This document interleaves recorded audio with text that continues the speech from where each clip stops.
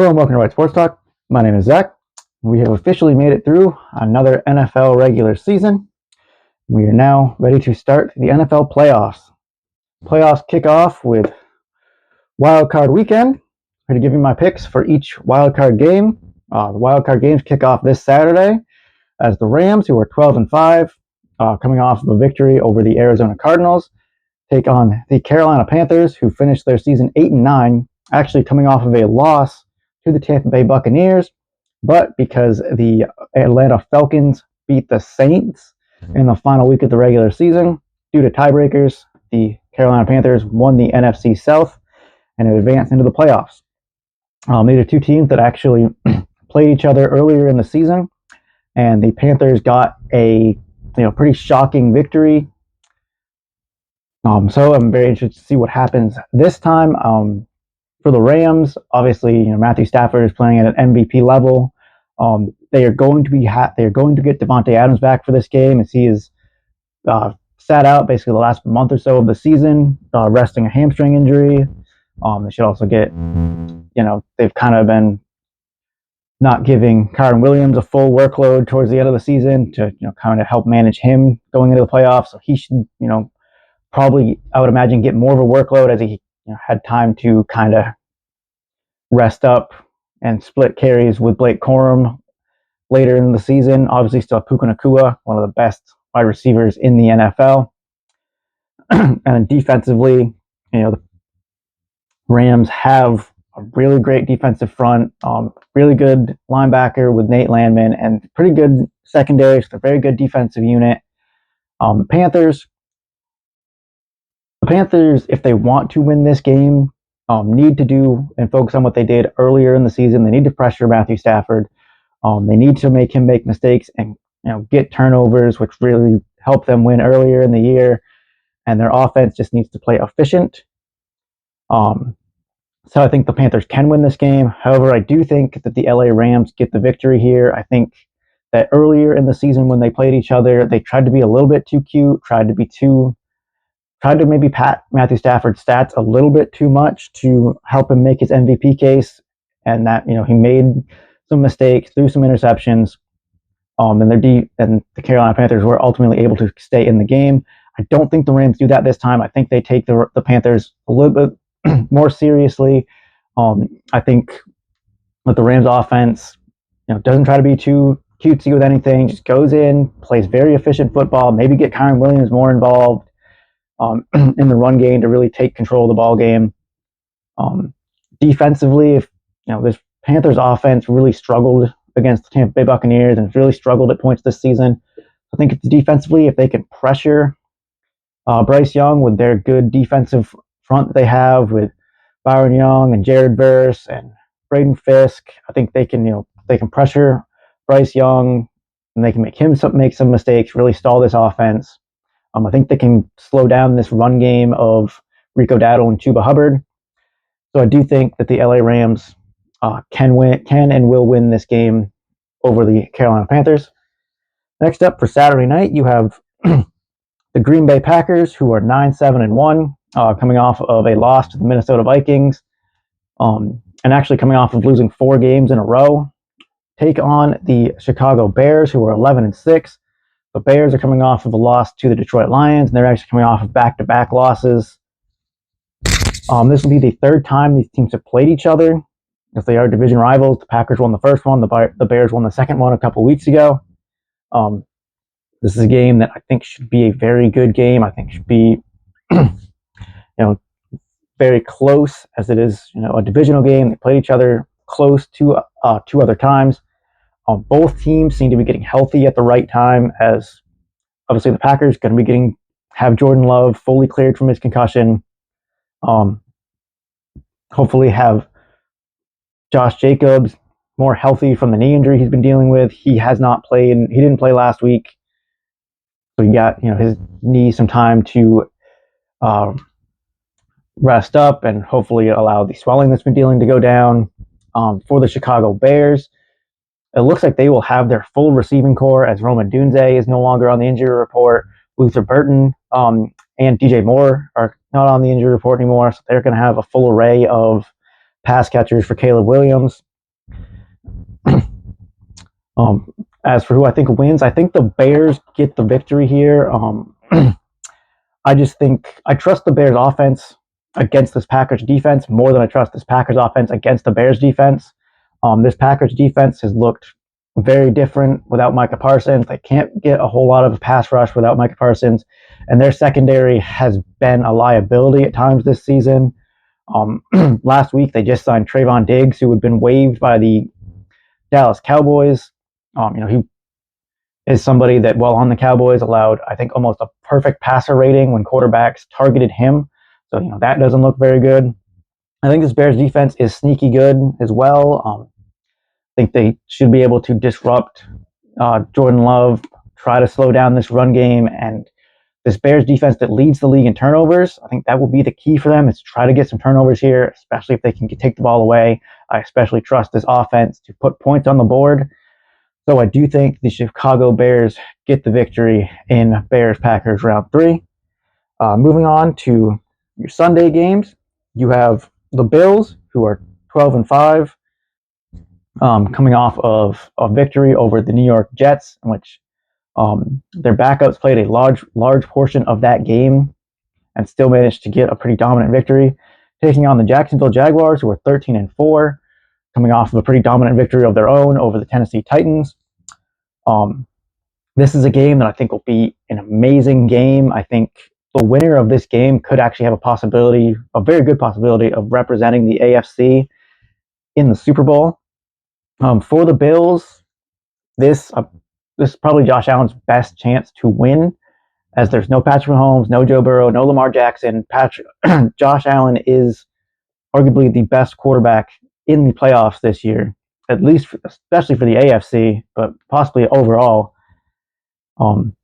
Unfortunately for him, this has been his worst supporting cast, as they don't really have a true threat in the receiving game. They do have one of the better running games in the NFL, as Cook finished with the rushing title. He led the league in rushing this year. Their defense has also very much struggled to stop the run game, and running the football is something this Jaguars team does very well. And the Jaguars are the best team in the NFL at stopping the run. You have a team that's amazing at running the ball in the Bills, and a team that's amazing at stopping the ball, stopping the run in the Jaguars, and then the Jaguars, who are pretty good at running the ball in their own right, taking on the Bills, who I believe are one of, if not the worst run defense in the NFL.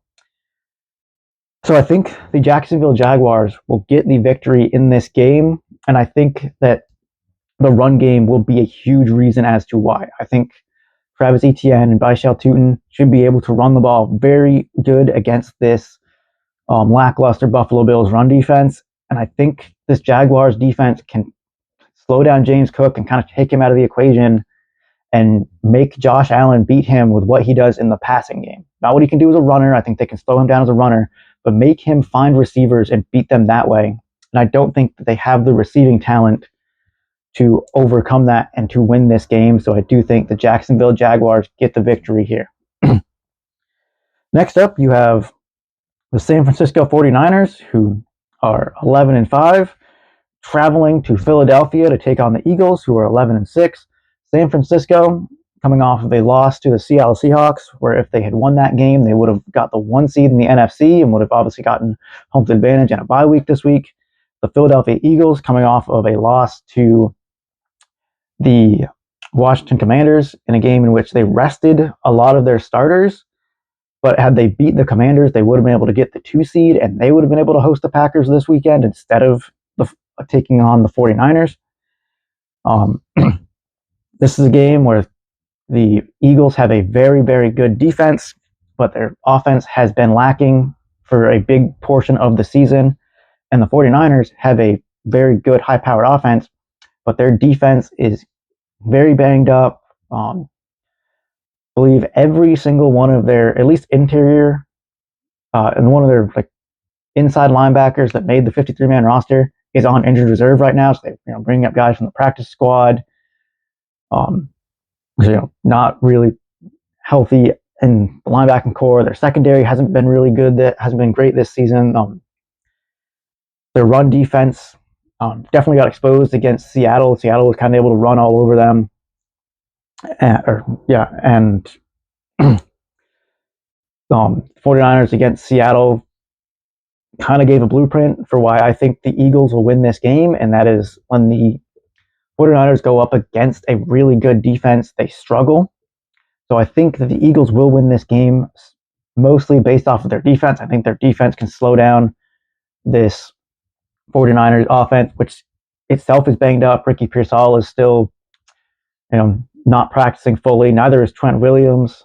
Their best offensive lineman, he's still banged up. It's questionable as to whether those two will play. Yes, they still have Christian McCaffrey. He's basically the only fully healthy one they have other than Brock Purdy.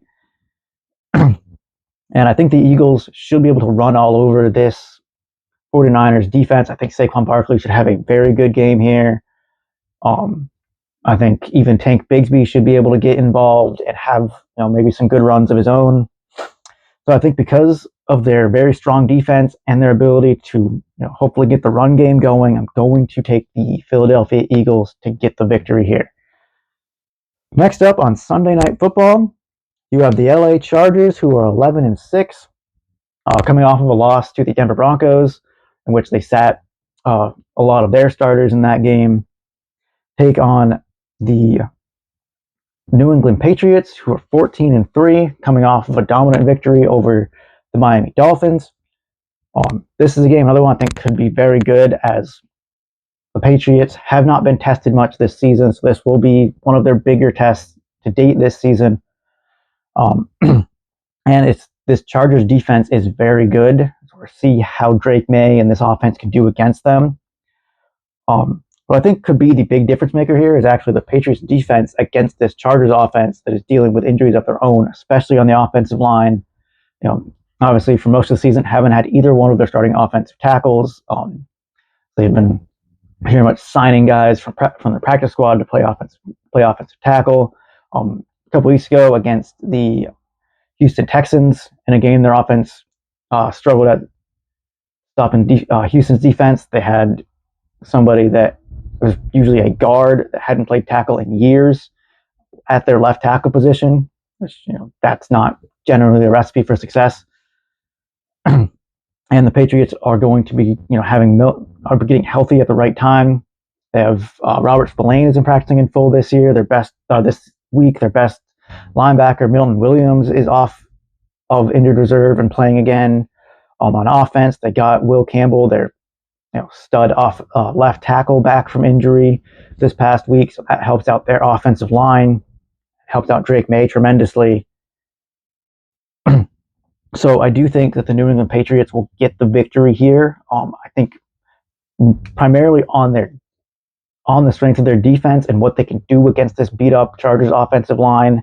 I think Justin Herbert will have to play close to perfect if they want to win this game, and I don't think he can with how the Patriots are going to be pressuring him up the middle with Milton Williams.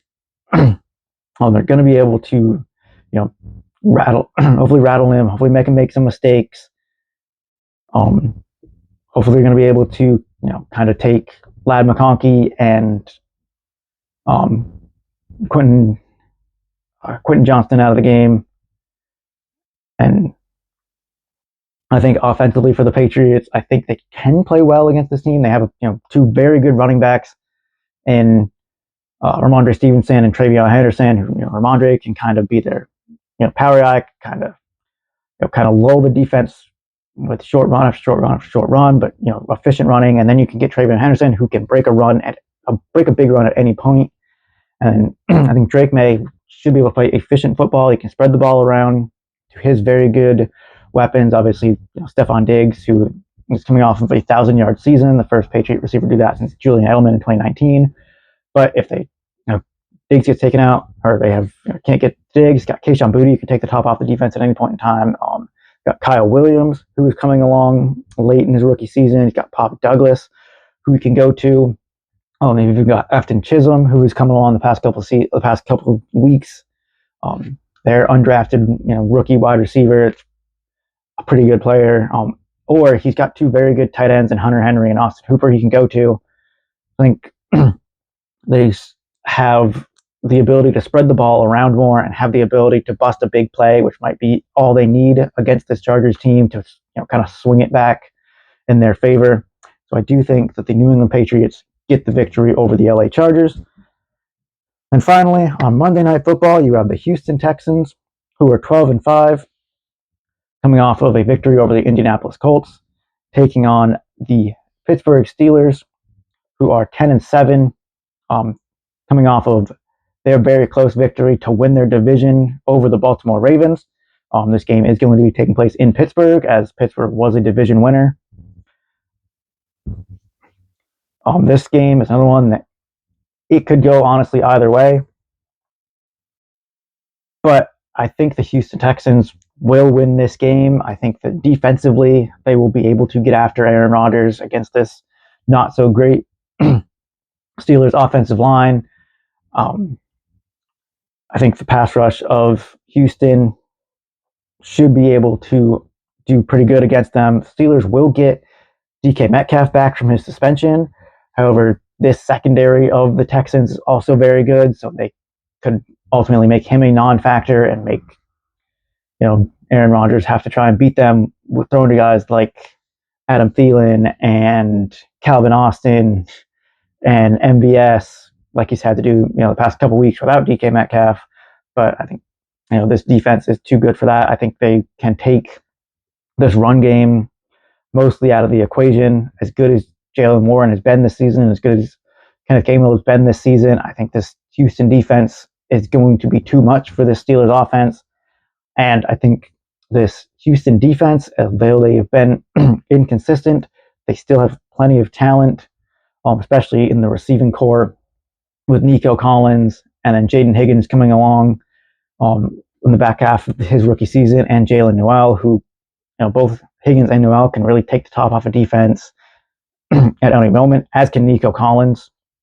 So they have a bunch of guys that can bust big plays at any time, and they have a decent running back tandem with Woody Marks and Nick Chubb, who can be efficient on the ground and get out and grind out first downs. And you've got CJ Stroud, who should play, I believe, will play good enough to get them the victory. So I do think the Houston Texans get the victory in this game. Let me know in the comments who you think is going to win. Let me know if you want to your Super Bowl favorite right now, or the teams you think will meet up in the Super Bowl.